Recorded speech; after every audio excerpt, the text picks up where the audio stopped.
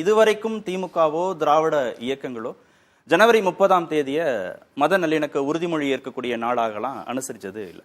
ஆனா இந்த முறை அதுவும் தேர்தலுக்கு மிக நெருக்கமாக இதை சொல்வதன் மூலமாக நம்ம இதை அரசியலுக்கு அப்பாற்பட்டதாகவோ தேர்தலுக்கு எந்த விதமான தொடர்பும் இல்லாததாகவோ நம்ம கடந்து போயிட முடியாது. அந்த நோக்கத்தில் ஒரு பாஜகவுக்கான ஆளுநருக்கு எதிரான ஒரு எதிர்ப்பு அரசியலை கட்டமைக்க இது உதவி செய்யும்ன்ற அடிப்படையில் இது அனுசரிக்கப்படுதா? இது எதிர்ப்பு அரசியலா இல்ல மற்றதான்றதெல்லாம் தாண்டி இப்ப இதை பேச வேண்டிய தேவை திராவிட இயக்கங்களுக்கு அதிகமா இருக்கு. ஏன் அப்படின்னா வரலாற்றை முழுமையாக திரிக்கக்கூடிய வேலையில பிஜேபியும் ஆர்எஸ்எஸும் இறங்கியிருக்கு. இப்ப ராமர் கோவில் கட்டுறோம்னா அங்க பாபர் மசூதி இருந்துச்சுன்றதையே மறைக்க பாக்குறாங்க. அப்ப நாளைக்கு எல்லாரும் உயிரோடு இருக்கிறப்பயே காந்தியுடைய நினைவு நாள் அப்படின்னு மாத்தி காந்தி கொரோனா செத்துட்டாரு அப்படின்னு வரலாறு எழுதிடுவாங்க. அதனால காந்தி சாதாரணமா சாகல, காய்ச்சல் சாகல, நாதுராம் கோட்சே என்ற ஆர்எஸ்எஸ் சித்பவன் பார்ப்பனரால் சுட்டுக் கொல்லப்பட்டார்.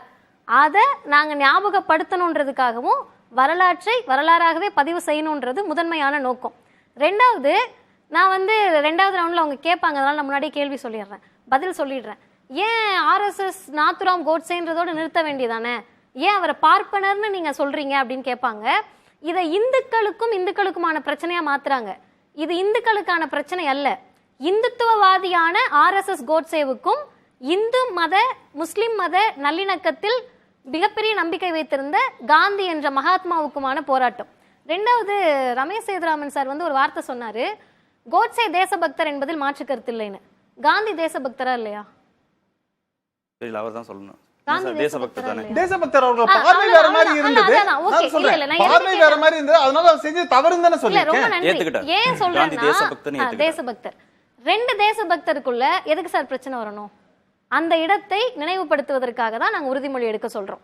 நாதுராம் கோட்சேவும் இந்து, காந்தியும் இந்து, ரெண்டு பேரும் தேசபக்தர். எந்த தேசத்தின் மீது நாதுராம் கோட்சே பக்தி வைத்திருந்தார், எந்த தேசத்தின் மீது காந்தி பக்தி வைத்திருந்தார்?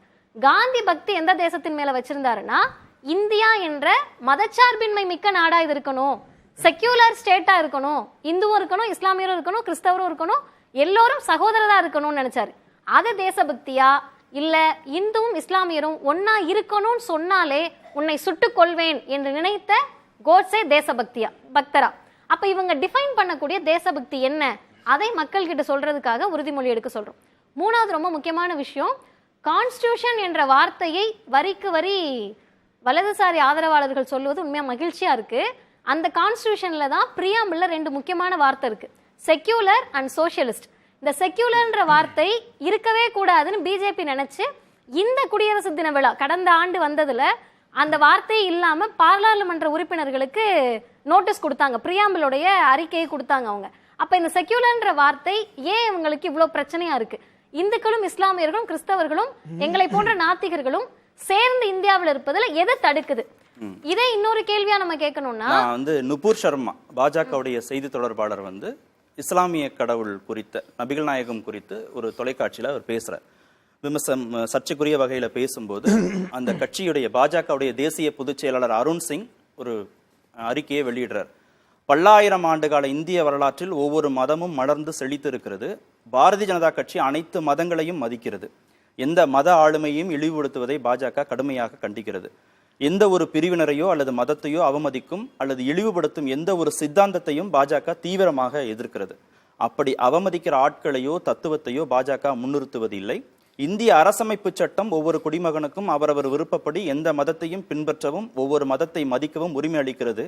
இந்தியா தனது விடுதலையின் 75வது ஆண்டை கொண்டாடும் இந்த வேளையில் அனைவரும் சமமாக கண்ணியத்துடன் வாழும் நாட்டின் ஒற்றுமைக்கும் ஒருமைப்பாட்டுக்கும் அனைவரும் பொறுப்பேற்கிற வளர்ச்சி மேம்பாட்டின் பலன்களை அனைவரும் அனுபவிக்கும் ஒரு சிறந்த நாடாக இந்தியாவை மாற்ற நாங்கள் உறுதி போகிறோம் அப்படின்னு அவருடைய பெயர்ல வந்த அறிக்கை. இது நான் ஏன் திரு ஷானவாஸ்டையும் அவர்கிட்டையும் ரமேஷ் சேதுராமன் கேட்கணும், ஒரு கட்சியுடைய ஒரு அமைப்புடைய ஒரு தனிநபர்களின் செயல்பாடுகளை பொதுமைப்படுத்துறீங்களா நீங்க? இது பாஜகவே இப்படிதான், ஆர்எஸ்எஸ் இப்படிதான் பொதுமைப்படுத்துறீங்களா? இந்த அறிக்கை வேற இருக்கே, வேறு மாதிரி சொல்லுது. நல்ல ஸ்கிரிப்ட் இன்னைக்கு ஒண்ணு வந்திருக்கு. ராஜஸ்தான்ல பிஜேபி ஆளக்கூடிய மாநிலத்தில் இன்னைக்கு, நான் ரொம்பலாம் பின்னாடி போவேன்னா அவருடைய தேசபக்தியை ரொம்ப நம்ம பாராட்டுவோம். இன்னைக்கு பள்ளிக்கூடத்துக்கு ஒரு சட்டமன்ற உறுப்பினர் போறாரு, பிஜேபியோட சட்டமன்ற உறுப்பினர், ஹிஜாப் அணிந்துட்டு பரிசு வாங்க வந்த பிள்ளைகளை பார்த்து இது என்ன இஸ்லாமிய நாடான்னு கேள்வி கேட்டு அது மிகப்பெரிய சர்ச்சையாகி இன்றைக்கு பிரச்சனையாயிருக்கு. அப்ப நீங்க இது இஸ்லாமிய நாடான்னு ஒரு கேள்வி வருதுல்ல, அப்ப இது எந்த நாடா நீங்க நினைக்கிறீங்க? பிஜேபி இந்தியாவை என்ன நாடாக நினைக்கிறது? இந்து நாடாக நினைக்க முடியாது. இந்திய அரசமைப்பு சட்டம் அப்படி சொல்லல. ரெண்டாவது நீங்க கேட்டது தனி மனிதர்களுடைய சொற்களை எல்லாம் நீங்கள் பொதுமைப்படுத்துறீங்களான்னு கேட்டீங்க. அமித்ஷா தனி மனிதரா? அவர் உள்துறை அமைச்சர் இல்லையா? பிரதமர் நரேந்திர மோடி அவர்கள் பிரதமரா இல்ல தனி மனிதரா? பிரக்யா சிங் தாக்கூர் அந்த அம்மா தனி மனிதரா இல்ல பிஜேபியுடைய ஒரு கான்ஸ்டிடியூஷனல் பாடி, பார்லிமெண்ட் பாடியில இருக்க ஒரு உறுப்பினரா? ஸ்டாலின் அவர்கள் பேசுறதுக்கு நிச்சயமா அப்ளை பண்ணட்டும். நிச்சயமா சொல்றேன். சனாதன கருத்து எல்லாத்துக்கும். ஆமா, சனாதனம் அப்படினா அதே தான் வந்து ஸ்டாலின் அவர்கள் பேசினாரு. மற்ற மாற்று மதத்தோட இதுல வந்து இந்துவிசத்தை பத்தி அதே கடந்த காலங்கள்ல கருணாநிதி அவர்கள் பேசி இருக்கிறார் அப்படிங்கறதையும் பாக்குறோம். பின்வாங்குறாங்களா? இல்ல நீங்க உங்க கேக்குற கேள்விக்கு தான் நான் பதில் சொல்றேன். உதயநிதி அவர் பேசினாரு, சனாதனம் தப்புன்னாரு. சனாதனத்துல இன்றைக்கு அயோத்தியில ராமர் கோவில் கட்டுறீங்க, குடியரசுத் தலைவர் முர்முவை வெளியே நிக்க வைக்கிற, அது சனாதனம். அந்த சனாதனத்தை நிக்க வச்சு அவங்க வந்து சொன்னாங்களா? இல்ல அவங்களுக்கு ரெப்ரசன்டேட்டிவ் எப்படி ஆயிட்டீங்க நீங்க? கோட்சே தேசபக்தன்னு சொன்ன பிரக்யா சிங் தாக்கூர் மன்னிப்பு கேட்டாங்க, நழுவிட்டாங்க. சுட்டு அவங்க வந்து துப்பாக்கியால காந்தியுடைய புகைப்படத்தை வச்சு சுட்டாங்களே, அது எப்படி தேசபக்தி ஆயிடுமா? பிரக்யா சிங் தாக்கூர் சுட்டாங்களா? ஆமா, வீடியோ இருக்கு சார். அது வேற சாது, அவங்க பிரக்யா சிங் தாக்கூர் கிடையாது. வேற சாது சுட்டாங்க. அப்ப அத ஒத்துக்கறாருல, அவங்க மேல என்ன நடவடிக்கை எடுத்தாங்க? எடுக்கப்பட்டிருக்குங்க. என்ன எடுத்தாங்கன்னு சார் கேக்குறேன். எங்களுக்கு தெரியாதா? அதான் சொல்றேன்.